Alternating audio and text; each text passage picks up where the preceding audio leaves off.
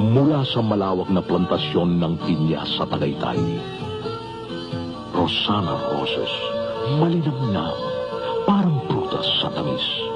Ipinapain ng ganda upang mabili ang kanyang paninda. Wow, ang gaganda ng mga pinya ko. Myra, ang ganda ng mga paninda mo. Pwede bang makihipo? Oo ba? Leandro Valdemor, ang bagong kinahuhumalingan ng mga schoolgirls, mga sosi at mga tsinay. Nakakakilig, nakakabading. Miss, may naitutulong ba ako? Bakit? May alam ka ba sa makina? Star, sige! Teka, sandali! Miss, mahina ang baterya. Tutulak ko na lang, baka makuha sa kadyot. Ano, Carmo? Anong gagawin mo? Itutulak ko na lang, baka makuha sa kadyot. Kadyo?